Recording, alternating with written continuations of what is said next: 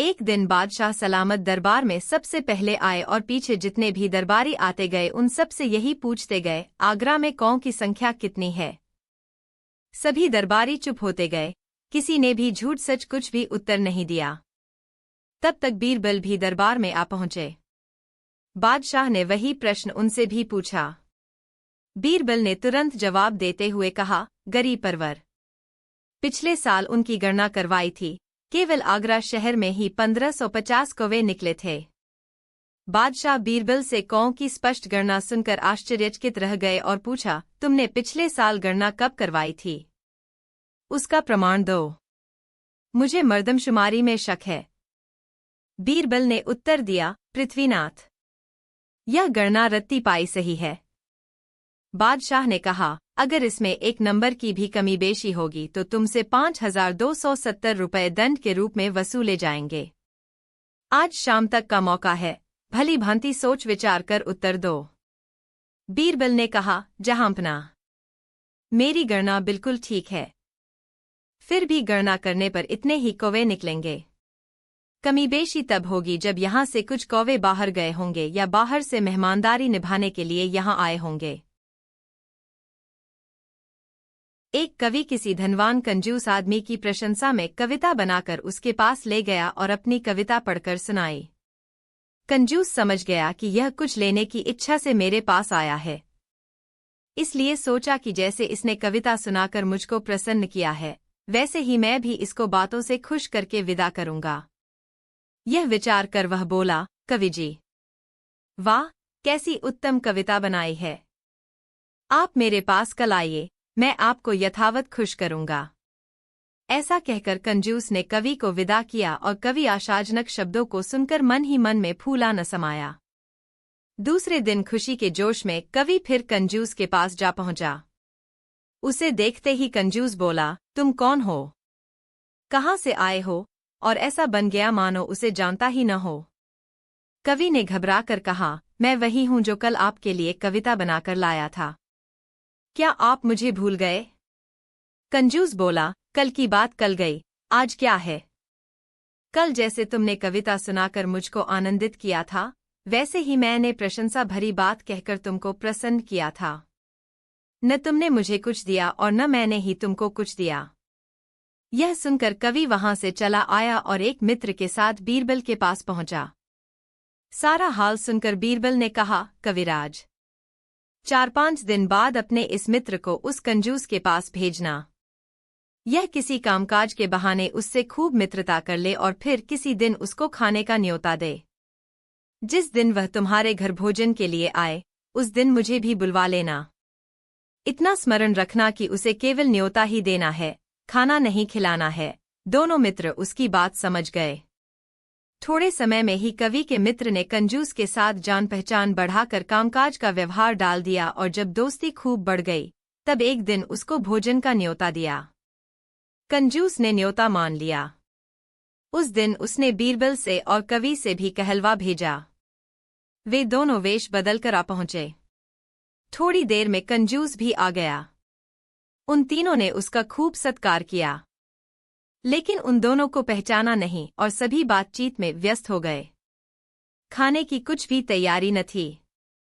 वे लोग तो अपने अपने घर से खाना खाकर आए थे, लेकिन कंजूस भूखा था।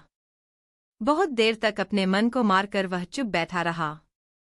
अंत में परेशान होकर कंजूस ने कहा, भाई, खाने पीने का भी कुछ प्रबंध है या यूं ही बिठाए रखोगे?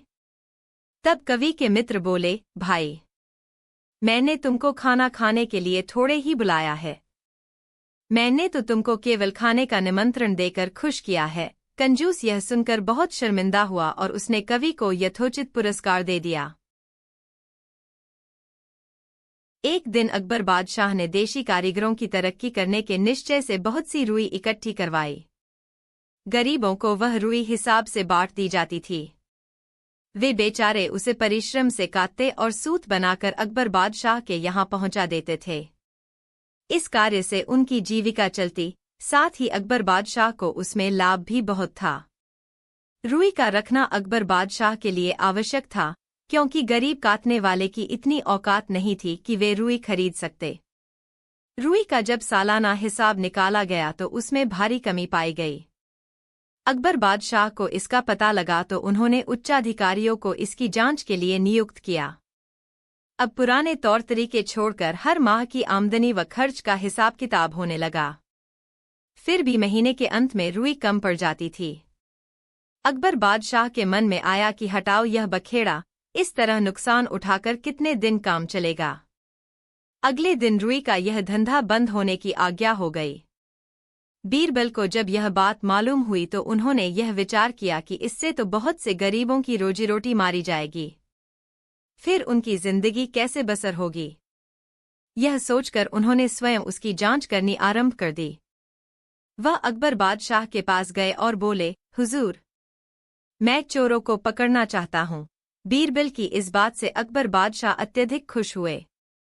उन्होंने बीरबल को इसकी आज्ञा दे दी। बाहर से जिन दलालों की मार्फत रुई जाती थी वे सब परस्पर मिलकर चोरी करते थे, पर यह बात और लोग नहीं जानते थे।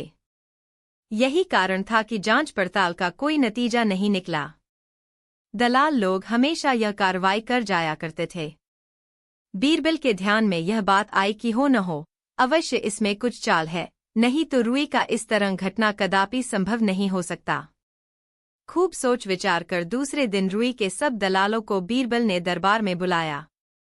रुई का व्यवसाय बंद करने की घोषणा अकबर बादशाह द्वारा सुनकर दलाल लोग चिंतित थे, क्योंकि इससे उनका दो तरफा फायदा जाता रहा था। बीरबल के एकाएक बुलाने से उनको कुछ संतोष हुआ कि शायद पुनः व्यवसाय चलाने का इरादा हो और इसलिए राय मशवरे के लिए उन्हें बुलाया गया होगा। दूसरे दिन दरबार में सब दलाल जमा हुए। यथा समय सब दरबारी भी आ पहुंचे। दरबार का कार्य आरंभ हो गया।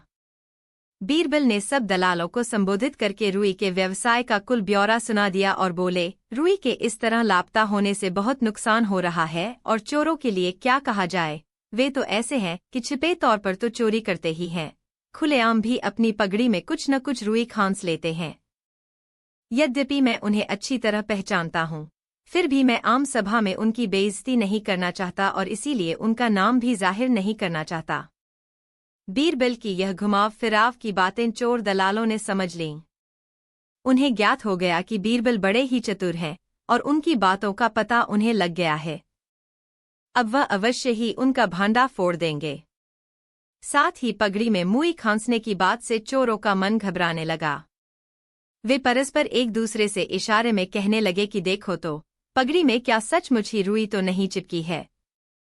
उनमें से एक साथी से रहा नहीं गया।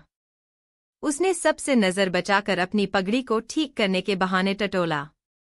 बीरबल की तेज दृष्टि सब पर थी। उन्होंने समझ लिया कि यही रुई का चोर है।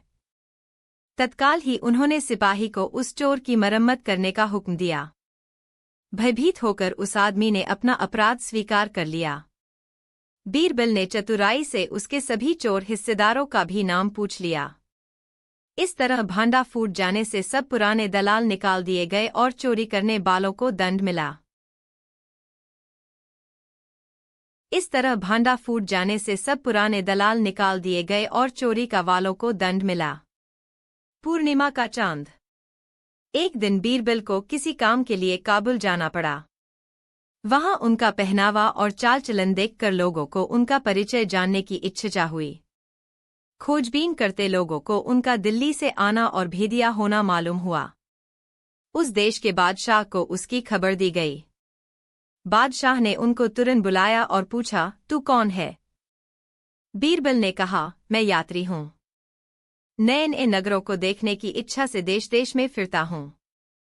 काबुल के बादशाह ने पूछा, तुम देश देश में फिरने वाले हो तो बताओ हमारे जैसा और भी बादशाह देखने में आया? बीरबल बोले, जहांपनाह, आप तो पूर्णिमा के चंद्रमा के समान हैं और हमारा बादशाह दूज के चांद के बराबर है। काबुल का बादशाह यह सुनकर बहुत खुश हुआ और बीरबल को छोड़ देने का हुक्म देकर बड़े आदर के साथ अपनी सभा में बैठने का स्थान दिया और सभा खत्म होने पर बीरबल को वस्त्र और आभूषण देकर विदा किया। जब बीरबल लौटकर दिल्ली आए तो घरवालों के अनुरोध पर उन्होंने काबुल के सब समाचार उन्हें बताए। यह बात फैलती फैलती बीरबल के शत्रुओं तक पहुंची और उन्होंने अकबर बादशाह के कान भर दिए। दूसरे दिन जब दरबार भर गया तब अकबर बादशाह ने बीरबल से पूछा, काबुल का सारा हाल विस्तारपूर्वक बताओ। बीरबल ने शुरू से लेकर अंत तक जो हुआ था सब कह सुनाया। जब बादशाह ने काबुल के बादशाह को पूर्णिमा के चंद्रमा के समान बड़ा और अपने लिए दूज के चांद के समान सुना तो उन्होंने इसका कारण पूछा। बीरबल ने तुरंत कहा, हुजूर, पूर्णमासी का चंद्रमा चाहे कितना ही बड़ा क्यों न हो, परंतु उसको कोई नहीं मानता और इसके अतिरिक्त वह दूसरे दिन से ही घटने लगता है, जबकि दूज का चांद यद्यपि छोटा होता है तथापि हिंदू और मुसलमान सब लोग बड़े प्रेम से उसके दर्शन करते हैं। उगते हुए चंद्रमा को देखने के लिए कैसे आतुर होते हैं। मुसलमानी महीने का आरंभ दूज से होता है। नौकर लोग दूज को शुभ मानकर उसी दिन से कार्य आरंभ करते हैं और सबसे बढ़कर यह है कि वह प्रतिदिन बढ़ता है। अब आप ही बताइए कि काबुल के बादशाह को पूर्णिमा का और आपको दूज का चंद्रमा बताने में किसकी बड़ाई हुई? इस पर अकबर बादशाह बहुत प्रसन्न हुए और सभासद उनकी बुद्धि की प्रशंसा करने लगे। एक बार बादशाह अकबर बीरबल से बोले, बगीचे से सारे मर्द हटाकर दूसरे बगीचे में भेज दिए जाएं और इस बगीचे का काम औरतों से कराया जाए। बादशाह का हुक्म पाकर बीरबल ने सारे इंतजाम कर दिए और कुछ देर बाद पुनः बादशाह के सम्मुख उपस्थित होकर बोले, आलमपना, मैंने तो मर्दों को वहां से हटा दिया, परंतु वहां एक मर्द बहुत ही निडर है जो बार बार कहने पर भी नहीं जाता और कुएं में उतर जाता है। बादशाह अपनी अवज्ञा सुनकर बड़े क्रोधित हुए और उस स्थान पर चलने को स्वयं तैयार हुए। जनानखाने में काम करने वाली एक औरत को भी उन्होंने साथ ले लिया। तत्पश्चात बीरबल के साथ वे उस स्थान पर पहुंचे जहां वह कुआं था। तीनों झुककर कुएं में देखने लगे। उन्हें 3 परछाइयां पानी में दिखाई दीं। बीरबल जल्दी से बोले, देखिए हुजूर, अभी तक तो दुष्ट अकेला ही था, पर अब अपने साथ एक भड़वा और एक मालजादी को भी ले आया। यह सुनकर बादशाह को बहुत हंसी आई। दिल्ली में फौजिया बीवी नाम की एक औरत रहती थी। उसका पति मर गया था और संतान भी उसके कोई न थी। एक दिन उसने अपने बाकी दिन काटने के ख्याल से हज करने के लिए मक्का मदीना जाने का इरादा किया। यह विचार पक्का करके उसने अपने कुल 6 आभूषणों को बेचकर सोने की मोहरें खरीदों और अपने खर्च के लिए कुछ मोहरें बाहर रखकर बाकी 800 मोहरें एक मजबूत थैली में बंद कर उसके मुंह पर लाख की मुहर लगा दी। फौजिया बीवी के पड़ोस में एक काजी भी रहता था जिसे लोग बड़ा त्यागी और ईमानदार बताते थे। उसने उसी के यहाँ अपनी थैली रखने का विचार किया। दूसरे दिन वह थैली को लेकर काजी के घर पर गई और उससे बोली, इस नगर में आप सबसे अधिक सच्चे मनुष्य हैं, इसलिए इस थैली को आपके पास रखकर मैं हज करने जाना चाहती हूँ। इसमें 800 मोहरें हैं। यदि मैं जीती जागती वापस आ गई तो इनको वापस ले लूंगी और यदि कहीं उधर ही मर गई तो आप मालिक हैं ही, जो आपकी इच्छा हो सो करना। यह सुनकर काजी ने कहा, बीवी, जो आपकी इच्छा हो सो रख जाइए, आपकी हर चीज बहुत हिफाजत से रहेगी। फौजिया मोहरों की थैली काजी को देकर हज करने के लिए चली गई। उस औरत ने थैली में मोहरें भरते समय हर एक मोहर पर एक छोटा सा चिन्ह लगा दिया। चिन्ह इतना छोटा था कि हाथ में लेकर देखने से किसी को सहसा दिखाई ही नहीं देता था। जब वह औरत सफर से 5 वर्ष तक न लौटी तो काजी की नीयत बिगड़ी। उसने 800 मोहरें पचा जाने का फैसला किया। कुछ दिन तक सोच विचार करके उसने एक तरकीब निकाली और उसी के अनुसार कार्रवाई करके मोहरों को निकाल लिया। कुछ वर्ष बाद जब वह औरत अपनी यात्रा से लौटी तो काजी के पास गई और अपनी मोहरों की थैली मांगने लगी। काजी ने झट से थैली दे दी। औरत अपनी थैली को पहली जैसी सिली देखकर बहुत खुश हुई।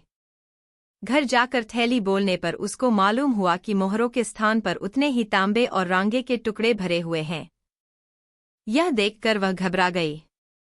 ज्यों की त्यों खुली हुई थैलों लेकर वह दौड़ती हुई काजी के पास गई और जाकर उनसे सारा वृत्तांत कहा।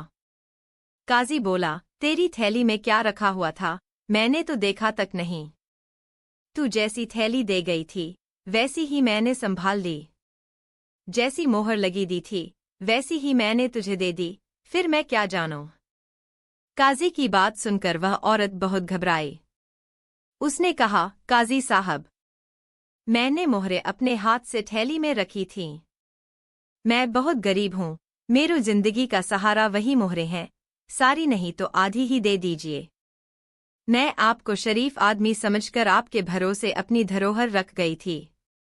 आपने मुझ असहाय के साथ ऐसा अन्याय किया जैसा कभी किसी ने किसी के साथ न किया होगा।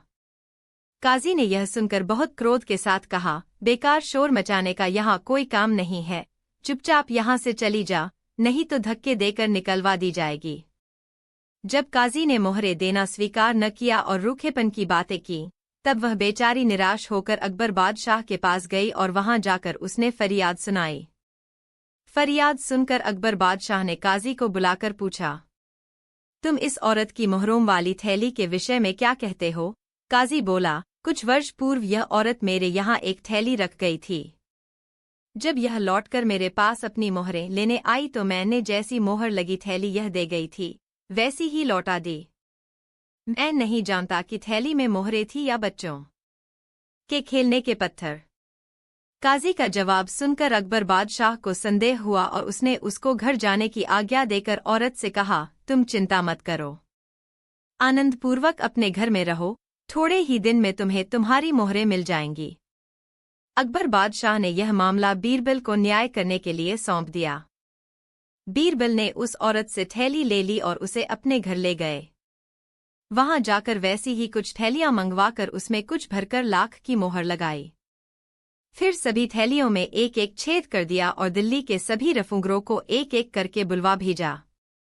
प्रत्येक रफूगर को एक एक थैली दी गई और उनसे उन थैलियों के छेदों को रफू कराया गया। उन सब थैलियों में एक रफूगर की थैली बिल्कुल कमाल की थी।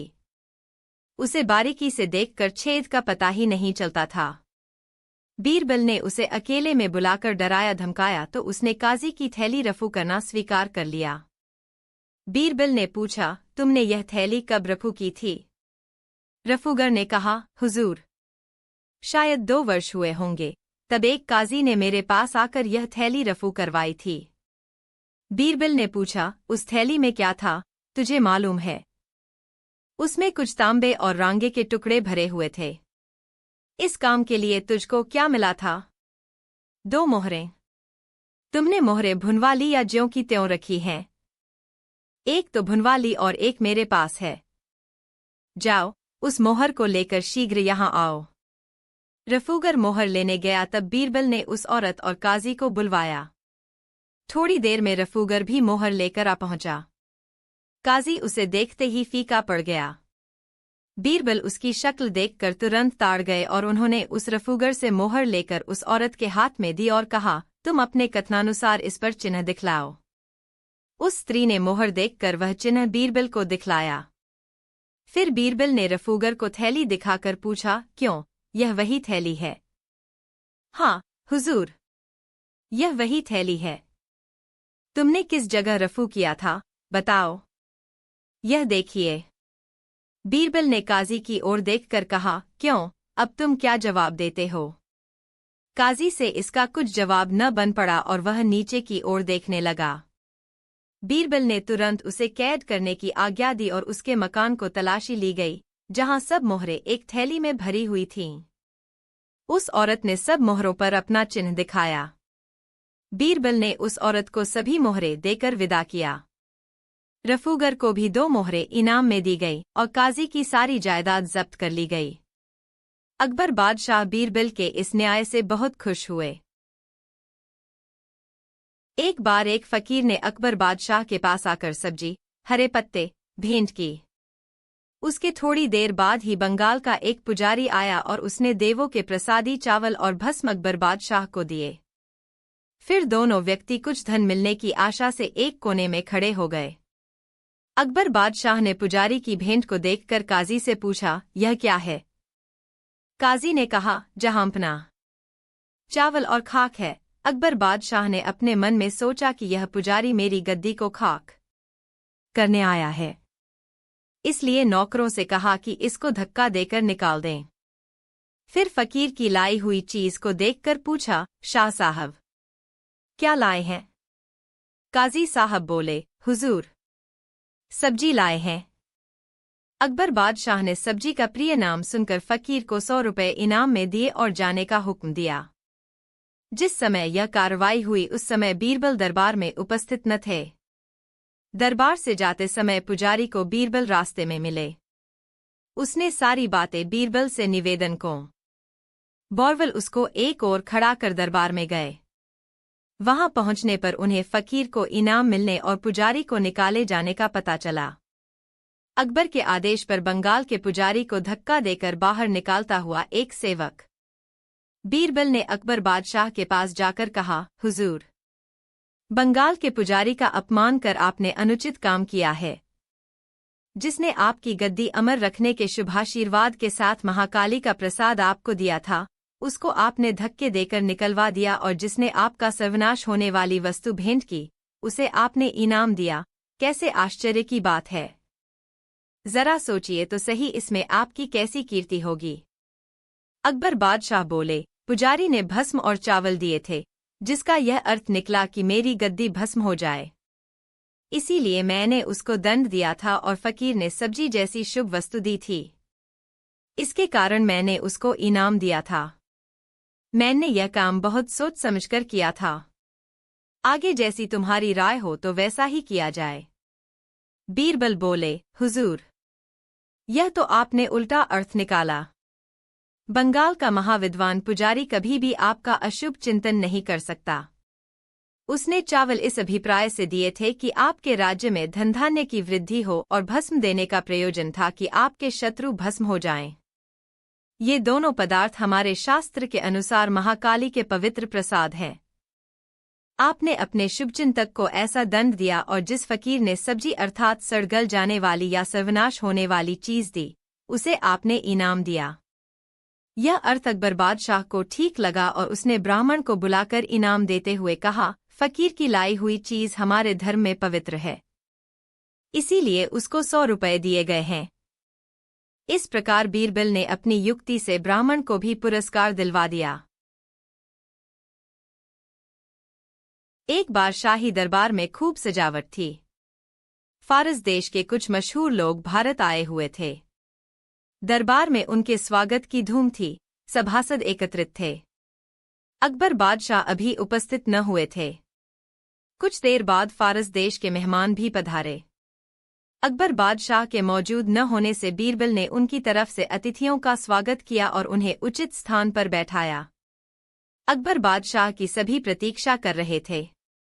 कुछ समय बाद दरबार में एक व्यक्ति ने प्रवेश किया और दरबारियों को संबोधित करके बोला, आज अकबर बादशाह की मांझी इंतकाल फरमा गई है। इतना कहकर वह जहां से आया था वहां चला गया।